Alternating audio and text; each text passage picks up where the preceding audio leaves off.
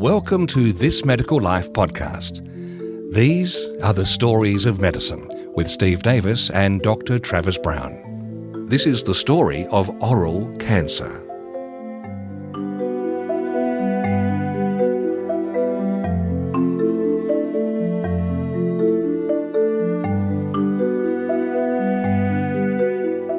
Dr. Travis Brown, we're talking oral cancer, and a birdie's told me that Mark Twain's going to feature at some point in this podcast. He's a small character, but he is a character in this story. Actually, there's oral cancer is one of those ones that we know more about it now, but it's touching on ENT, and ENT always scared me. And the reason it scared me is you're dealing in an area which is mouth and neck, and there's no room. Like, everything's vital. So how surgeons actually deal in these areas is beyond me because, you got a nerve here, you got a carotid artery here, you got, everything you move, lymph nodes and everything is just essential. And so when you start to get growths in this area, you're talking about cancer and everything like that, it is daunting from a perspective to say, who are the people that go into these areas and actually operate? Well, if it helps, my ENT surgeon goes to my gym now, so I can just put my hand down on his weights when he's vulnerable and get some payback for you.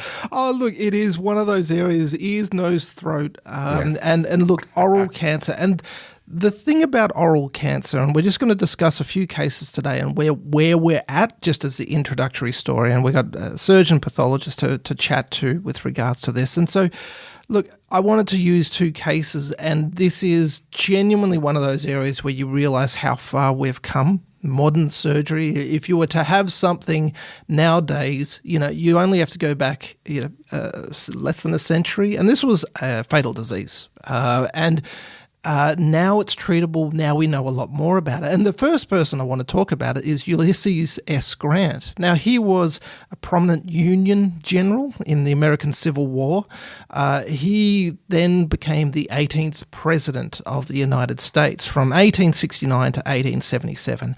Now, he was a legendary smoker. Like, this is put in quotes, a legendary smoker. And during the time of the Civil Wars, it was said he smoked up to 20 cigars a day. And then there's some quote of him saying, I didn't smoke quite that much. That was a stressful time. I only smoke about 9 or 10 a day now.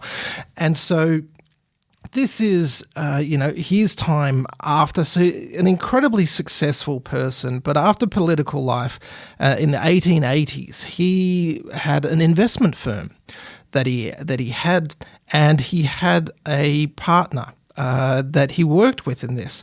And in May of 1884, he went into the bank. He and his partner had set up a pyramid scheme, and this had ended up clearing out the bank accounts, and he was bankrupt.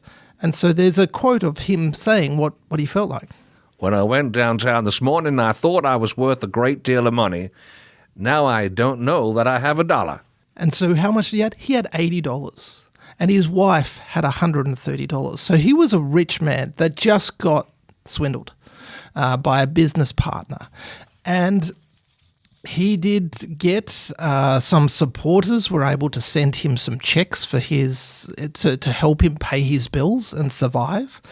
And then about a month later, he began experiencing this throat discomfort when he ate a peach. And he was 62 at the time. And then of October of that year, he ended up seeing a throat specialist, Dr. John Hancock Douglas. And they noticed a growth in the right posterior part of his oral cavity. There was also suspicious neck lymph node. And a few months later, they end up biopsying this. And there is physician George R. Elliott reported the biopsy. The more or less lobulated appearance of the epithelial mass, the actual existence of some cell nests, the great diversity in the shape of the cell elements, and the peculiar arrangement of the stroma would warrant, from a microscopical standpoint, a diagnosis of epithelioma of the squamous variety. It is with deep regret that I feel compelled to submit so unfavourable a report of the nature of the malady afflicting our esteemed ex-president. And so this would equate to a squamous cell carcinoma today. And there is actually this biopsy, this tissue still exists to this day, and you can actually have a look at it. It's just incredible, yeah. And what it is, it shows... Before you go on, Travis, is there some suggestion that the stress of the bankruptcy weakened his system for this to occur, or is it smoking? This would have been smoking. Okay. This would have been long-standard smoking, unfortunately. And the problem is, like, even today, so, looking at the tissue, this is a moderately differentiated invasive squamous cell carcinoma.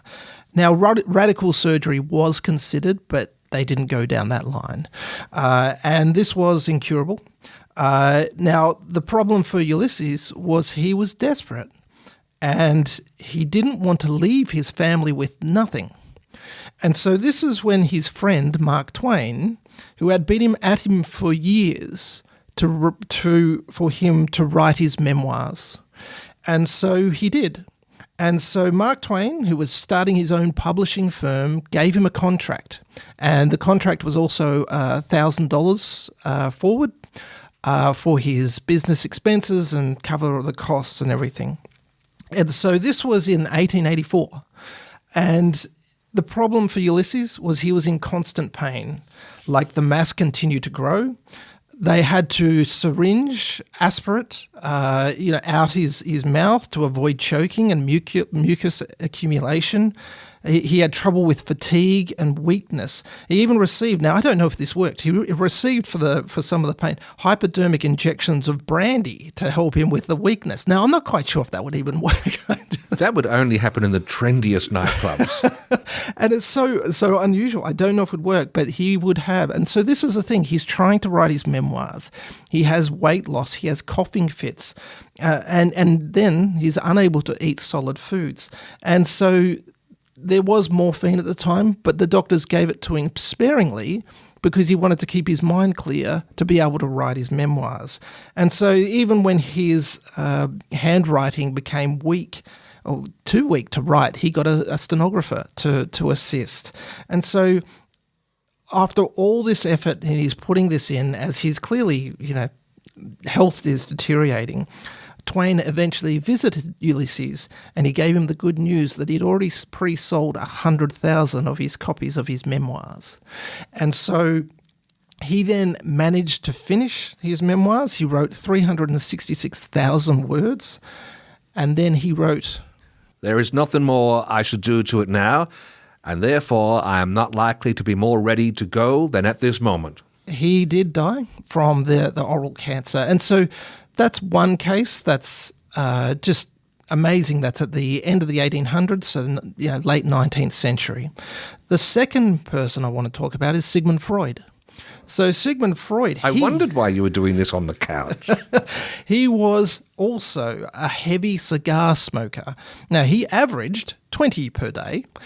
And it's rare to see a photograph with him without a cigar. Like, you'll actually see a lot of it. He's just got it in his hand. And this was clearly his, I'm not sure if it was his persona, but he loved smoking.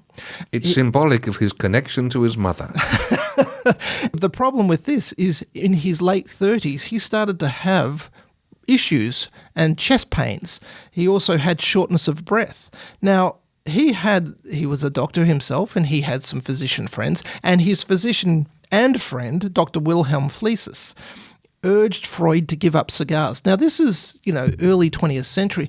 The evidence isn't out yet of, quote unquote, the causation of, poor health, cancer and everything. But doctors clearly knew there was something associated with poor health and smoking.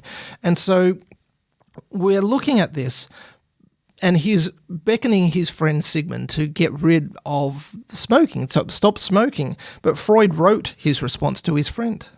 "I am deprived of the motivation which you so aptly characterize in one of your previous letters. A person can give something up only if he is firmly convinced that it is the cause of his illness." He ignored his symptoms for years, potentially even decades. And so this then, in 1923, at the age of 67, he developed a mass in his mouth. And this ended up being cancer of the soft palate. And he did have an operation to remove the mass. but his continued smoking and his health continued to deteriorate. He refused to quit. They ended up saying he was having things such as tobacco angina. So every time he smoked, he got heart palpitations. But the cancer was not gone. It continued to recur.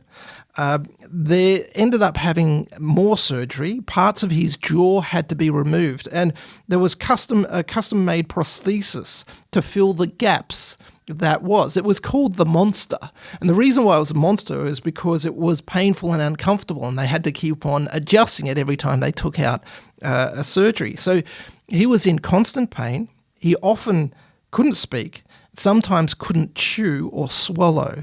And so He needed to see a psychologist. and that's how powerful addiction is. He didn't actually want to give up smoking. He loved it.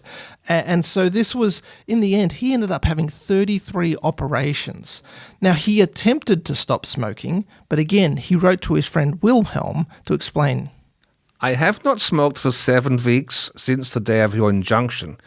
At first I felt, as expected, outrageously bad. Cardiac symptoms accompanied by mild depression, as well as the horrible misery of abstinence. These wore off, but left me completely incapable of working, a beaten man. After 7 weeks, I began smoking again. Since the first few cigars, I was able to work and was the master of my mood. Before that, life was unbearable. There you have it. Like even the greatest of, the father of psychology. Psychology is sort of, working in addiction. And look, this is and can be still a devastating illness. And look, we started to learn more and more as things go. We know there's an association with tobacco use and alcohol use with oral cancers. In the 1980s, though, there was a subset of younger patients that didn't actually fit the profile of a smoker or heavy drinkers. And there was no significant signs of these people. In the 1990s, researchers actually detected a human papillomavirus in the samples, so HPV. So this is the wart virus that causes sexually transmitted disease, and this is the causative agent of cervical cancer. And so in 2007, there was a journal article by D'Souza in the New England Journal of Medicine, and it found that some of the oropharyngeal cancers are actually related to sexually transmission of oral sex and multiple partners. And this is where HPV comes from and associated. Now, this is called HPV positive oropharyngeal cancer. And the reason why this is important is because it's treated differently. It actually has a much better prognosis. And so now we even have a vaccine that can prevent it. And so this is where we find ourselves with oral cancer. Yes, there is a proportion that is associated with smoking and heavy alcohol use, but there's also proportions associated with sexual activity. And so this is where we're wanting to understand more about how we identify biopsy. Let's understand this disease more and see if we can help patients who have it.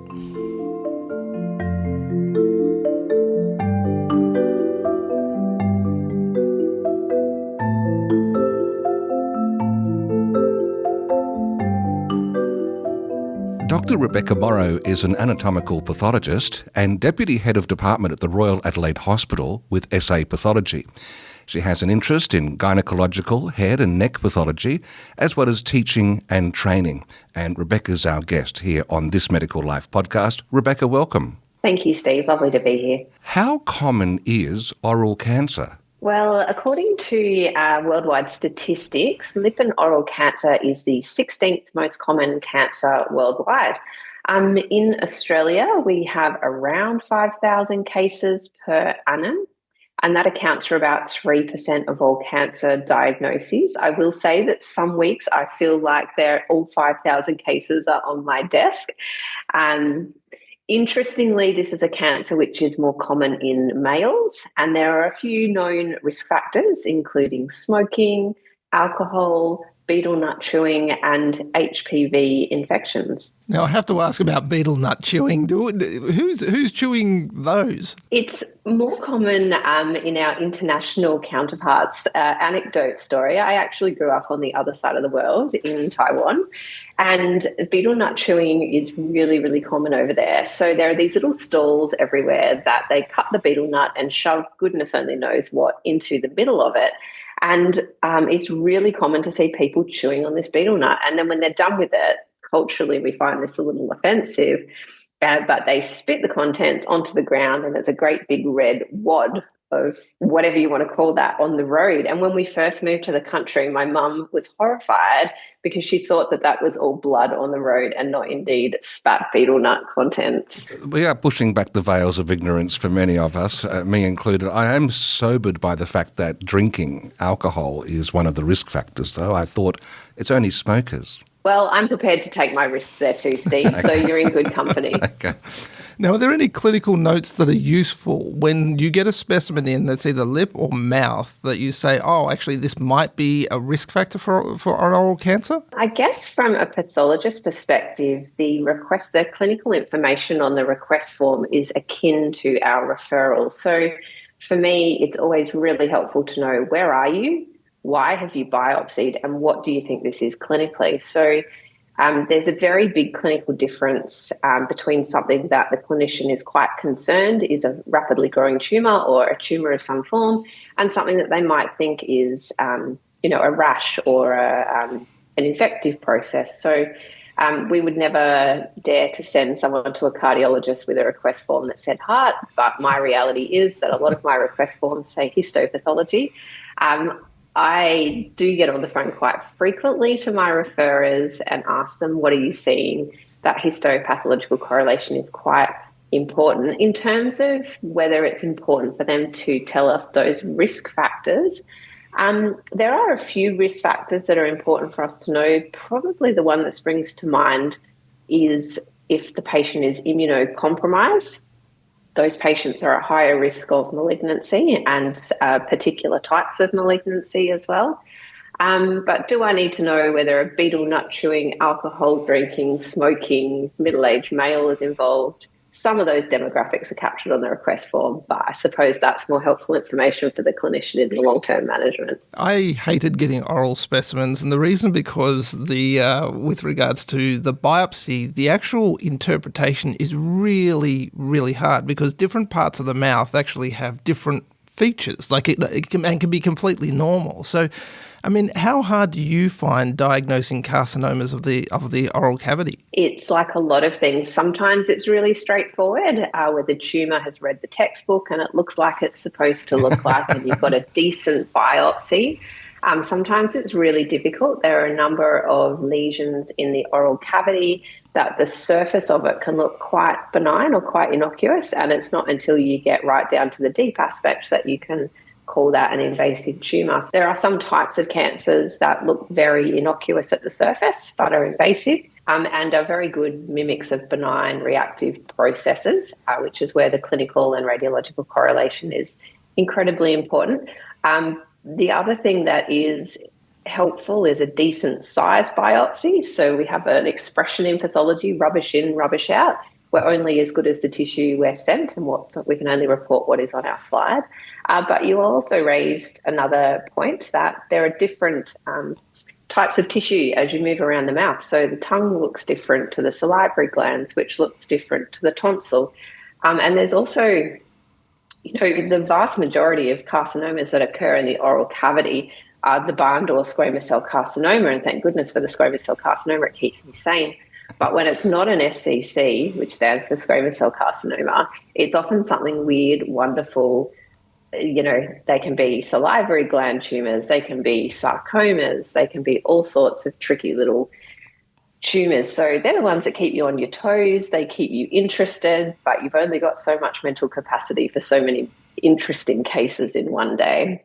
But yeah, it can be really difficult. And it's like anything, the more you do of it, the easier it gets, because you gain that experience, you learn from your mentors, you make your mistakes and you learn from those mistakes. You go to conferences and you hear of emerging entities It's a tricky field though, and I think if you're not routinely reporting it, it can be quite daunting.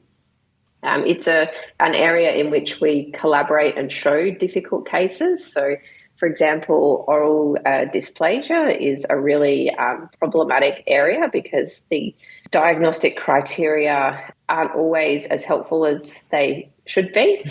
And often that's a threshold diagnosis. So I work with multiple fantastic colleagues who have a lot of experience in the area, and we often share these biopsies between each other and work collaboratively to reach a consensus diagnosis in oral dysplasia. You mentioned SCC. Is that the most common malignancy? Yeah, so squamous cell carcinoma is by far the most common type of cancer in the oral cavity. Essentially a tumour that arises from the epithelial cells that line your lip and your oral cavity.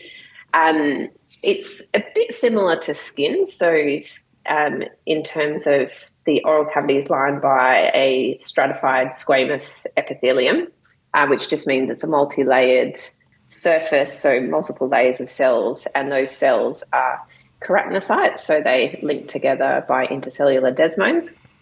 In the oral cavity, it's not normal for there to be a thick layer of keratin on top, but in the skin there would be a thick layer of keratin on top. And so it's got similarities to skin, but in the oral cavity you'll have mucus glands underneath rather than hair follicles.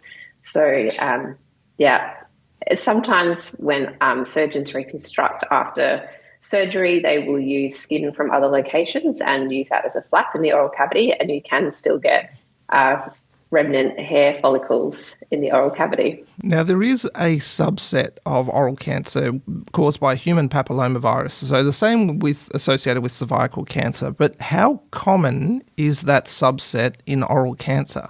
I anecdotally would say that in my practice, they sit just less than 50% of the work that I see through.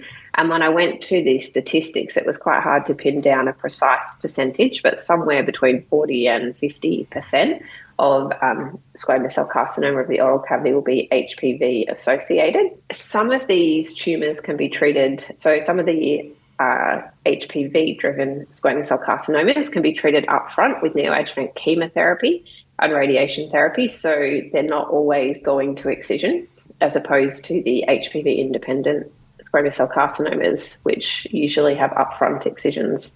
So that skews my perspective of what percentage of those are HPV-driven. They're more common to occur, they pretty well exclusively occur from the tonsillar crypt epithelium. So that sort of epithelium is located in your tonsils, many of which have been, taken out as children. Many of us still have them. But also in the base of tongue, you've got base of tongue tonsillar tissue. So the most common primary location for those HPV-driven squamous cell carcinomas is base of tongue and your tonsils. Does that mean the people coming through the cohorts who have the vaccine for HPV are going to have less likelihood of this occurring? Great question. So we know that the most common HPV subtypes that drive oral cancer are HPV 16 and HPV 18, both of which are covered by Gardasil. And we're still in early days to see the statistics of reduced oral cancer incidence and an association with male vaccinations.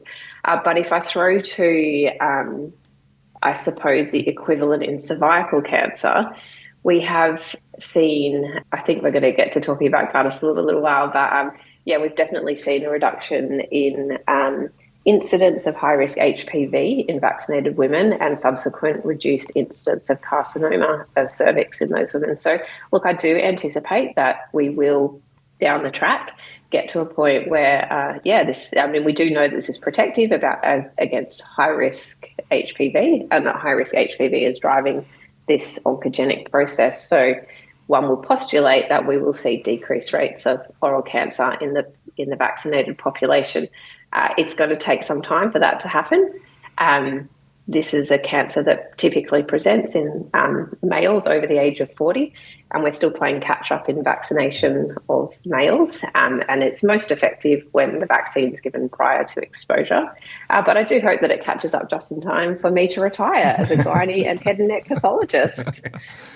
Now, is there any clues that an oral cancer might be HPV related? Yeah, there are actually. So there are a few clinical features that are classic of HPV-related carcinoma. So typically they present with cystic neck masses, which are metastases to the neck nodes, and usually with an occult small primary, although you can still have bulky tumours in the oral cavity. Down the microscope, we have a clue if we're in the tonsillar tissue, so in the tonsil or base of tongue, and microscopically they have quite a typical appearance, what we call blue tumours. So they're blue because they lack keratin and they have a high nuclear to cytoplasmic ratio, which means they've got a big nucleus and not much cytoplasm around the outside. And then furthermore to that, there is a surrogate marker for HPV infection, which is an immunohistochemical stain called P16.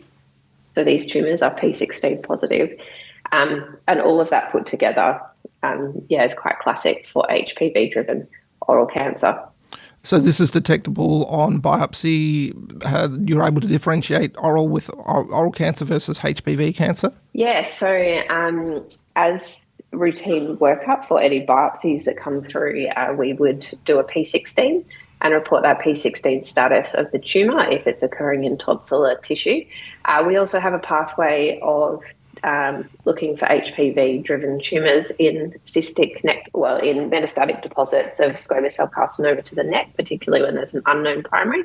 So we would do a P16 on those. If that's negative, we can stop there because it's very unlikely that a P16 negative squamous cell carcinoma will be an HPV-driven tumour. If it's positive, we can then go on to run a further test looking for high-risk HPV 16 and 18 by a test called ISH, so in situ hybridization, which is a direct visualization of the integration of those high-risk HPVs into the genome. What is the most common stage that patients present at? I haven't looked up the statistics on this, but anecdotally, they often present with cystic neck nodes. So they present with metastatic disease. But the HPV-driven tumours they do better than the HPV-independent ones. So even though they're presenting later, they still have fairly decent oncological outcomes. In terms of the non-HPV or the HPV-independent squamous cell carcinomas, they often present prior to having metastatic disease in that they usually have a more bulky primary in the oral cavity. And it's quite easy to look into someone's mouth, and most people frequently will visit a dentist, so you've got a dentist looking into your mouth. And also things that bother us in our mouths can easily be viewed by doctors and biopsied. So as opposed to visceral organs where something might fester away for quite some time without being noticed, cancers in the oral cavity tend to be quite evident to the patient and to the doctor they present to. Are there any poor prognostic indicators or histological indicators? We look at a few different things routinely that will often predict prognosis. So things like whether there's vascular invasion, whether there's lymph node involvement, whether it's HPV associated or not is a prognostic factor. There's patterns of invasion that can predict prognosis. So there's a pattern of invasion called WAPI-5, which stands for worst pattern of invasion number 5, which is in HPV-independent squamous cell carcinoma of oral cavity. Essentially, it means you have little gunshot sprays of tumour. So you'll have tumour, then you'll have normal tissue, more than 1 millimetre, and then you'll have more tumour. And that pattern is associated with worse prognosis because you can imagine you think you've got around the tumour, but actually you've sprayed tumour everywhere. So there's some morphological patterns, poor differentiation where it's not making much keratin and you really have to struggle to get to a diagnosis of squamous cell carcinoma. They're prognostically significant. And obviously the stage the patient presents at as well. Is there any useful molecular markers used? Yeah, good question. So I suppose the first molecular marker, if you want to think of it as a molecular marker, is HPV detection of HPV, which we kind of do by surrogate markers. So essentially that's not a true molecular marker. But otherwise, I'm not aware of molecular markers in particular for squamous cell carcinoma that are of prognostic significance. We do sometimes use molecular markers to help us in diagnosis of some of the tricky salivary tumours. And so I suppose in a sense that does aid in diagnosis, which then would dictate prognosis. Liquid biopsies, blood tests for cancer cells and anything, is that useful at all in oral cancers at all? I had to go to the literature on this one, Trav, because it's not something that I get asked to do for this particular tumour type. It's not part of our routine practice. The short answer is that there's no FDA-approved liquid biopsies for detecting or monitoring first diagnosis or response to therapy in oral cancer. There is some research coming out of Japan at the moment. It's still in very early days. My personal opinion is that it's pretty easy to look inside someone's mouth or to feel their neck, and that liquid biopsy is probably not going to be replacing kind of standard practice medicine for these patients anytime soon. We did touch on Gardasil and vaccination. You were mentioning that, can we just go a little bit further, that it's actually most useful in men. Is that right? This is a really common, so it's more common for this cancer to present in men than in women, and we see more HPV-related disease in women in the gynecological tract. Just going back a little ways, we have a pretty proud history here. So Gardasil was developed in Australia, and Australia was the first country to roll out a national vaccination program. Initially, we rolled this out for females only, and that was from 2007. And I well remember being part of that cohort that got to have the first run of the vaccination and being pretty stoked that we were included in that. We didn't roll out vaccination to males until 2013.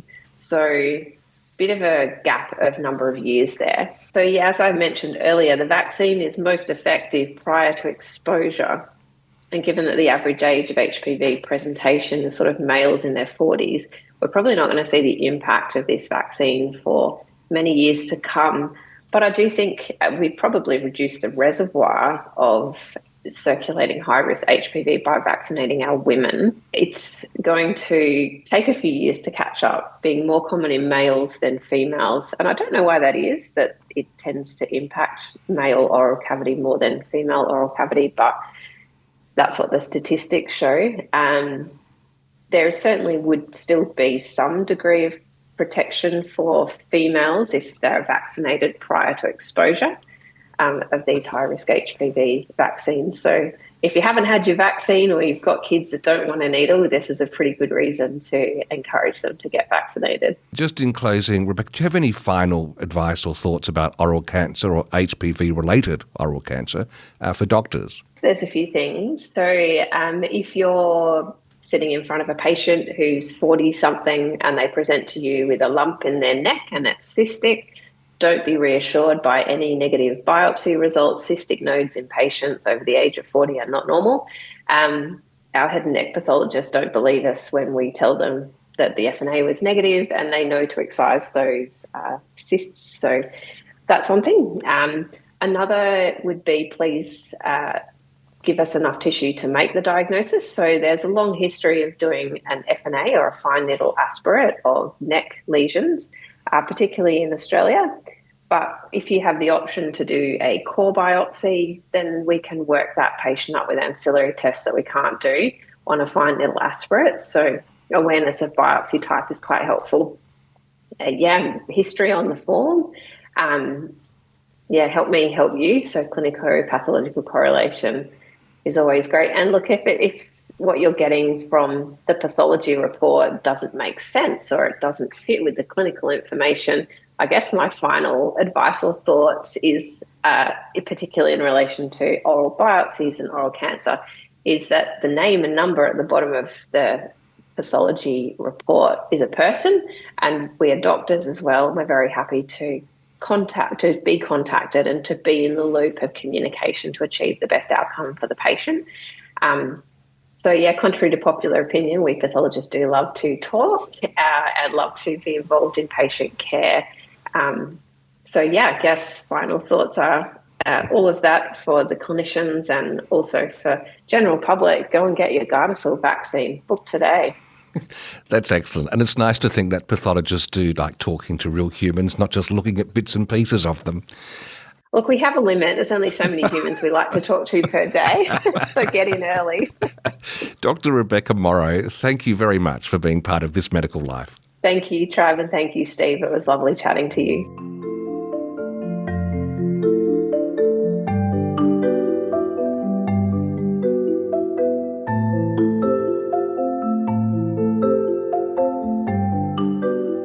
Dr. Rowan Valentine is a paediatric and adult ear, nose and throat surgeon who studied and trained in Adelaide.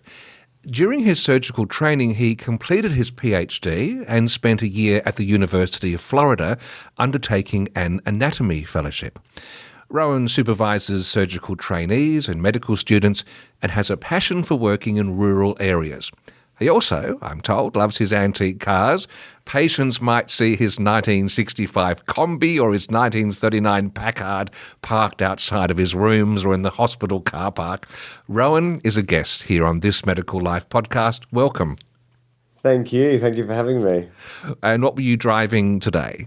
The very boring Ford Ranger today, unfortunately, but I was flying a 1970 Cessna early this morning, as I am undertaking my pilot's license to help with my rural work. Awesome. Well, I'm going to bring things back to earth now with my first question, which is, what are the most common presentations for patients with oral cancer?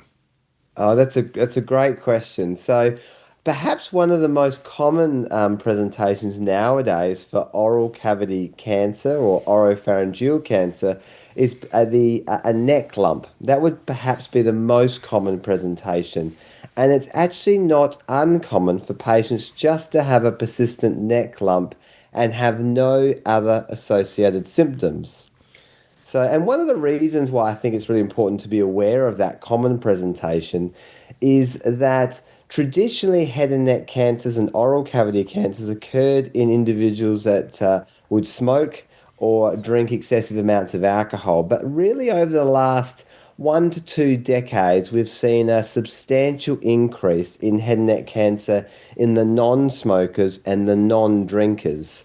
So they are often patients that have cancer are not the patients you expect to traditionally. So I think that's probably a really valuable thing to understand, is that that neck lump that fails to go away needs to be treated as a cancer in the first instance, with the most likely cause coming from the mouth or from the throat or the oropharynx. Rowan, you're the second specialist we've had in this series, and we're doing one on throat cancer as well, where there's a lot of unexpected patients coming through that you wouldn't typically pigeonhole. Any idea why that is the case? We don't know why. We certainly know with oral cavity and oropharyngeal cancer that the human papillomavirus has a strong incidence in that. So that's probably the main reason for that. But we're also seeing a spike in young patients having oral cavity cancer who are also non-smokers and non-drinkers. And that's both young males and young females, even as early as 20 or 25. So quite young age group too. So, and I think that brings me really to my next point about the common presentations is any sore or ulcer or pain in the mouth that's persistent and doesn't go away and has been present for, say, more than 4 to 6 weeks needs to be seen to. Are there any symptoms that are particularly concerning upon presentation? Persistent pain, so the pain in the tongue, any pain in the mouth, and one of the other really concerning things, so probably the thing that really piques my attention, is associated ear pain. The interesting thing about the ear pain is that areas of the mouth are supplied often by a common nerve that also supplies the ear. So a patient will present not only with mouth or throat pain, but what we call referred otalgia, which is referred ear pain, which is just a phenomenon of referred pain So they're often quite closely associated. So certainly if someone has throat pain with ear pain, that really piques my attention. Is there any useful imaging studies you do preoperatively for this? Preoperatively, firstly, we would start obviously with the history and examination and by visualising a concerning lesion. And then the next step we would organise is typically a CT scan of the neck and chest, usually with contrast, because that helps to enhance the area of interest and helps us give us anatomical information about what the site is that's involved and what other structures it involves and whether there's any associated lymphadenopathy within the neck or other distant disease. So yeah, certainly starting for me with a CT of the neck and chest with contrast is the most important thing. And then the subsequent most important thing, really leaning towards that the neck lump is a ultrasound guided core biopsy of that neck lump. And one of the reasons I go straight to the core biopsy is it's very often that a fine needle aspirate will either give a inconclusive result, meaning it doesn't give us an answer, or it might alternatively give an answer that gives reassurance, like, oh no, the features are benign. And we'd hate for a incorrect result being or incorrect emphasis being putting onto an FNA when we are dealing with a persistent neck lump or enlarged lymph node that hasn't gone away, because really by definition an enlarged lymph node that has not gone away, we need an answer to it, and if we can't get an answer, it must come out. And I think we have always, head and neck surgeons are well aware of patients who have had neck lumps for really a year or two, have been through that process of an FNA and told, oh, it's okay, it's just a reactive node, but that lump hasn't gone away.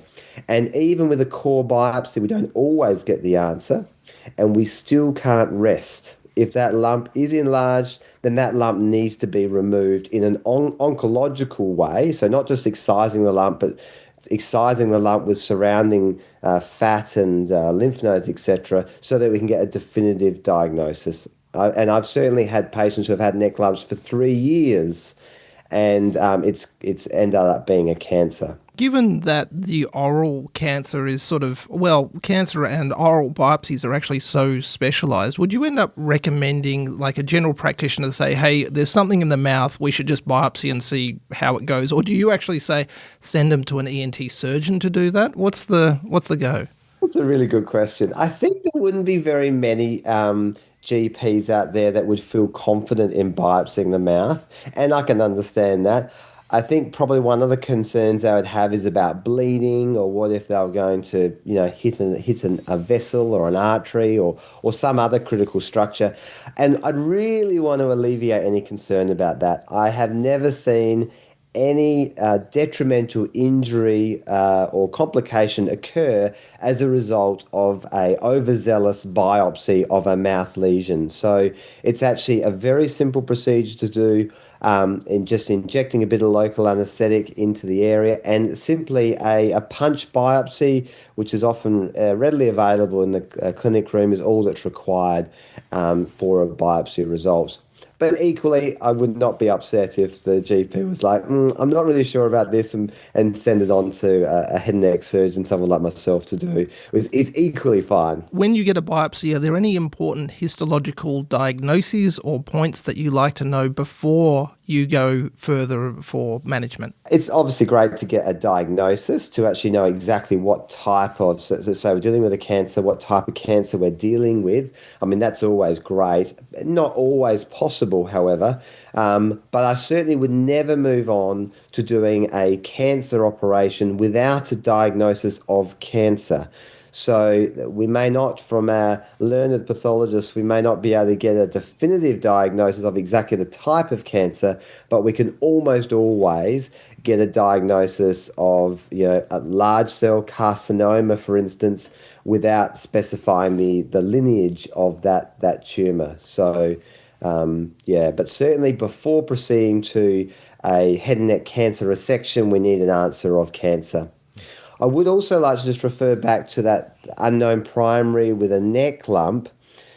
Sometimes we will actually remove the lymph nodes in that neck to get our diagnosis if we haven't been able to achieve it through all possible means beforehand. So we have exhausted the core biopsy, we may have repeated the core biopsy, and we've also done a PET scan, because a PET scan is a specific scan that we'll do when we've diagnosed a head and neck cancer to look for other hotspots. Are there common questions patients ask you about oral cancer when they come to see you? Mostly patients are very frightened, I think, when they've been diagnosed with a cancer of the mouth. And I think one of the reasons they're frightened about is that the ability to speak, the ability to talk, communicate, the ability to socialise with family and friends around a meal and be able to eat and drink, the visual appearance of a head and neck cancer and the treatments of those cancers are very confronting to patients. So I think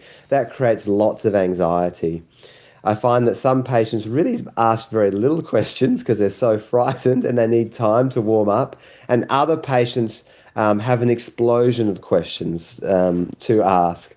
So I think, but back to more to the question about what are the common concerns, they're often asking about what the effective treatment will be on their swallowing, what kind of foods will they be able to swallow, how will they swallow, how long will the treatment process take, and is radiotherapy required or chemotherapy required? And those are very good questions.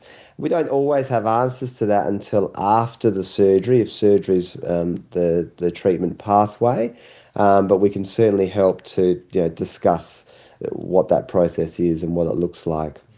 I think probably one of the questions that patients are often surprised to hear the answer to is, how long will I need off of work? And the effects of surgery, oral cavity surgery and postoperative chemo and radiotherapy can have a lasting effect. Generally, even after the treatment's all finished, after they've recovered from their surgery and they've had their 6 weeks of radiation treatment or 7 weeks of radiation treatment, it doesn't mean they're back to work. They can have persistent tiredness and lethargy and poor concentration that can last for months and months afterwards. And it's not unusual for patients to be off of work for as long as 6 or 12 months.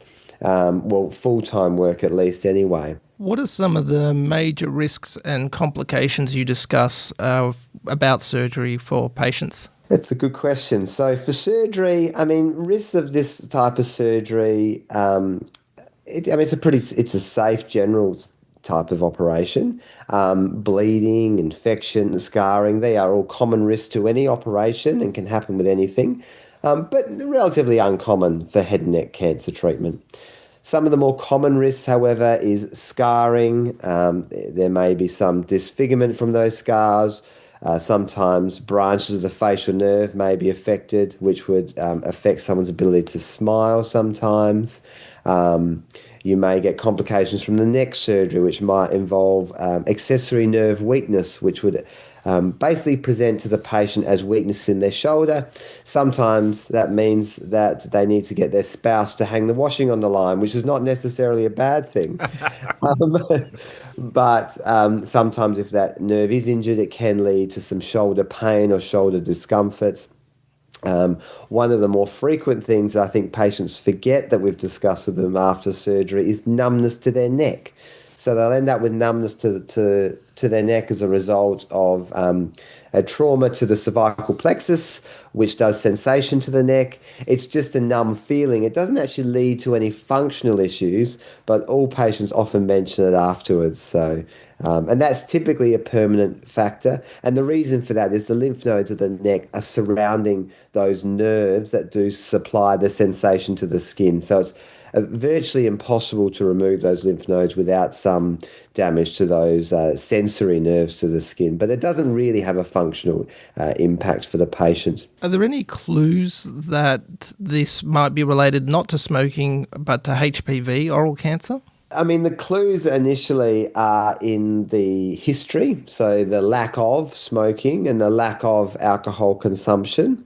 The lack of pain is often one of those signs as well. And the location. So location in the tonsil or tongue base would be the three sort of main things that give us that clue. If we were very diligent, you can go into sexual history and vaccination status. So certainly in my generation, we were not vaccinated against the human papillomavirus in high school, which makes my generation at a higher risk of this type of cancer as opposed to, say, younger generations. And also, we know that the early age of sexual activity and the number of sexual partners also puts you at a higher risk of HPV-related cancers. Is there a typical location for people with smokers and heavy drinkers in the mouth, or does it happen everywhere? No, there certainly is actually. So smokers and heavy drinkers are sort of predisposed to cancers in what we call the floor of mouth, which is the area just below their tongue. So that's a very common site for smokers. The other common site is lip, so the lower lip where they're resting their cigarette. And also the side of their tongue, what we call the lateral tongue, is a very common area as well for smoking and alcohol associated cancers of the mouth. The other common site is the cheek, or what we call the buccal mucosa, and that's particularly in non-indigenous smokers, but interestingly enough, betel nut chewers, which is not that common in Australia, but does happen. So that's also a very common site. That's the third time that's come up on our podcast, actually. Betel nut chewing. Yes. Interesting. So now, how does a HPV oral cancer change the management? HPV-associated tumours are typically more responsive to therapy, and whether that therapy relates to surgery or radiotherapy or chemoradiotherapy, they're generally more responsive. So those patients typically do better than the non-HPV related tumours as a general rule, as a general group. So that's also changed the way head and neck cancer has been treated over the last couple of decades. Particularly more recently, we've worked out that we've worked out firstly that we're very good at curing patients with these sorts of cancers. And the question we always have to ask ourselves, are we too good? Are we over-treating patients? Every patient wants the adequate treatment to be able to cure the cancer, but we don't want to over-treat. We don't want to treat with too higher doses of radiotherapy or too radical operations, where now we're dealing with those long-term late side effects associated with excessive surgery or excessive radiotherapy. And that really has a long-term implication, 10 or 20 or 30 years down the line into long-term swallowing outcomes. With radiotherapy, I think everyone will be surprised to know is that the side effects of radiotherapy are ongoing well after the radiotherapy stopped, and we call those the late toxicities of radiotherapy. So a patient who was treated in their 20s with a oral cavity cancer and is now cured, when they're in their 50s, they may now develop problems with their swallowing as a result of the treatment they had 30 years ago. So, and that can be due to reactive oxygen species that are essentially released from the radiotherapy process. So, yeah, there can be ongoing late side effects. So we want to minimize those side effects. So we want to minimize the dose. And we've got to try and work out, well, what is the level of dose that these patients need? And through research and collaboration with other international medical facilities, we're able to be part of that research community in working out, can we lower the dose safely and still achieve the same cure rate? So I think that's really how things have changed in the last couple of decades with human papillomavirus associated tumours. Now, when you get your excision specimen report back, is there any features you are interested in reading about? Yes, I think this is a great question because there's the number one thing that I'm most interested in, and that is the one thing that I as a surgeon can influence or change on the histopathology report. It's the only thing I can change, and that is margins. So margins is the cuff of normal tissue that we're taking around the cancer. We don't want close margins and we don't want positive margins. We want clear margins. And as a surgeon, I know that's the only thing on that report I can influence. So if I don't have clear margins, then maybe I've failed. Not technically true. Sometimes it's not possible to get clear margins or widely clear margins because we're dealing with anatomically really important structures where you just can't take more tissue. For instance, the carotid artery. You can't just take out the carotid artery. So there are some structures we can't take widely clear margins around, but often we can. So that's the number one thing. There's a whole range of other things that are really important in that histopathology report as well, which helps us to guide further management, like does this patient require chemotherapy or radiotherapy? And some of those things include perineural spread, so has the cancer extended into the surrounding nerves, because the nerves act a little bit like a railway system for the cancer to spread. And it can be harder to be assured that you've got all of the cancer when you've got perineural disease. The other thing is the front, or what does the battleground frontage look like? Is it a cohesive, coherent front, or is it discohesive, meaning there's not just one tumour line and that the tumour extends forward of that frontal plane, if that makes sense. If you think about a marching army, that marching army is not marching together. There's groups that are pushing out in front of the other groups. So that's what we call discohesive front. And that would be a more of a sign of a more aggressive type of tumour pathology. So they're probably the two main factors that I look for after margins. When we talk about the neck specimen, as I mentioned, often these oral cavity cancers have spread to lymph nodes within the neck, and some of the things I'm looking for in that pathology is how many lymph nodes were involved. Did the cancer spread beyond the capsule of the lymph node? So every lymph node has a little capsule around it. And if that cancer is spread beyond the capsule, and we call that extracapsular spread, then that is also a sign of a more aggressive process occurring. So they're probably the most important things that I'm looking at in the pathology. Now, is there any important post-operative care you like to have for your patients? That's tricky, actually. Because it really depends on the subsite that we're talking about. Thankfully, the body has a great ability to heal up with very little input required by myself or the patient. So that is we're very lucky in that regard, and I think we often forget that. Generally, for patients who have had surgery in the mouth, we do good oral care, show them how to brush their teeth or look after their teeth when they've got wounds or suture lines in their mouth. So we'll go through those sorts of things. Mouthwashes, saltwater gargles are quite good. Chlorhexidine gargles sometimes may be required as well. But generally, there's not a whole lot of specific care they need to do in those first few weeks while they're healing up. It's actually pretty good. Sometimes in the early post-operative period, we won't allow patients to eat or drink because if we've got suture lines in the mouth, we want them to heal up before we throw the insult of food and fluids to that area. So they may have a feeding tube in their nose usually for maybe a week or so while we're letting those wounds heal up. And we just feed them through that nasogastric feeding tube for that first week. Wow, Rowan, what a fascinating journey you've taken us on. And also, Travis and I did celebrate one of our anniversaries of the podcast at a nightclub, and he described my dancing as discohesive. And now I know, I thought it was a compliment. Before we end, though, do you have any final thoughts or advice for doctors or patients about oral cancer surgery?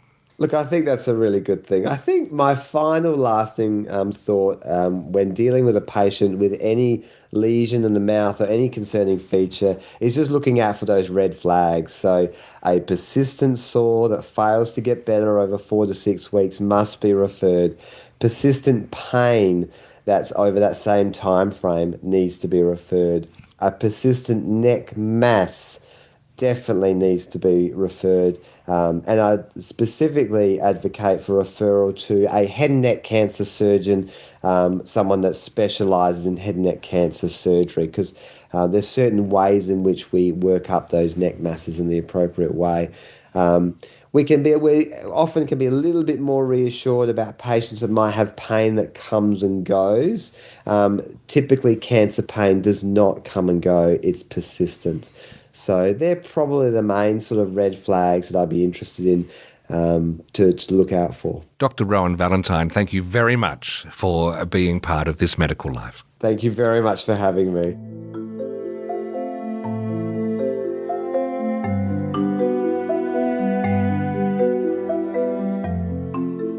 This Medical Life is recorded in the Talked About Marketing Studios in Adelaide. For show notes and more information about the podcast, visit thismedicallife.com.au. You can contact the hosts on social media. Dr. Travis Brown can be found on X. His username is @Dr. Travis Brown. That's Dr. Travis Brown. And Steve Davis can be found on LinkedIn. Go to linkedin.com/in/The Real Steve Davis. This has been a PathNotes Proprietary Limited production.